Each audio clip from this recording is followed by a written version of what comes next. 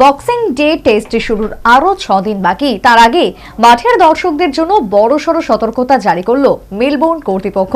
সতর্কতা জারি করা হলো মেলবোর্নের ভয়ঙ্কর গরমের পূর্বাভাস নিয়ে, সঙ্গে আগাম একগুচ্ছ নির্দেশিকা ও ক্রিকেট দর্শকদের।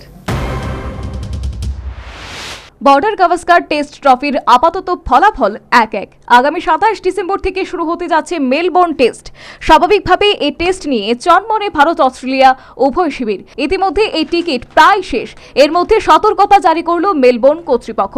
হাওয়া অফিসের পূর্বাভাস, যা আগামী 26 ডিসেম্বর থেকে 5 দিন মেলবোর্নে সর্বোচ্চ তাপমাত্রা 40 ডিগ্রি ছুঁতে পারে। আর তা দেখেই রাতের ঘুম উড়েছে মেলবোর্ন মাঠের ক্রিকেট কর্তাদের। ইতিমধ্যে তারা দর্শকদের উদ্দেশ্যে যে নির্দেশনামা জারি করেছে তা এরকম: মাঠে খেলার সময় সঙ্গে করে সানস্ক্রিন রাখতে হবে, দর্শকদের টুপি সঙ্গে করে আনতে হবে, দর্শকদের পর্যাপ্ত পরিমাণে জল খেতে হবে। ক্রিকেট অস্ট্রেলিয়া ক্রিকেটীয় প্রধান জিম অলসপ ইঙ্গিত দিয়ে রেখেছেন, বক্সিং ডেতে ভারত অস্ট্রেলিয়া টেস্টে বাড়তি ড্রিঙ্কস ব্রেক রাখা হতে পারে, যাতে প্লেয়ারদের খেলতে অসুবিধে না হয়।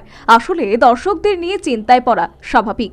ঐতিহাসিকভাবে মেলবোর্নে বক্সিং ডে টেস্টের একটা টিকিটও পড়ে থাকে না। প্রায় 1 লক্ষ দর্শক খেলা দেখতে চলে আসেন।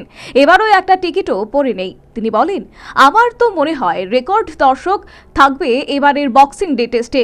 তাই সবাইকে অনুরোধ করা হচ্ছে, গরমের হাত থেকে বাঁচার জন্য যথাযথ সুরক্ষার বন্দোবস্ত করে মাঠে আসবেন। যা তাপমাত্রা থাকছে, ভাবছি সেটা যদি থাকে শেষ পর্যন্ত, তাহলে প্লেয়ারদের জন্য অতিরিক্ত ড্রিঙ্কস ব্রেকের বন্দোবস্ত থাকবে বলে জানিয়ে দিয়েছেন অলসপ। তবে মেলবোর্নের সাধারণত গরমটা বাড়ে দুপুরের পর থেকে, তাই ধরা হচ্ছে প্রথম দুটো সেশনে গরম ততটা ভোগাবে না। Bureau report, News vanguard.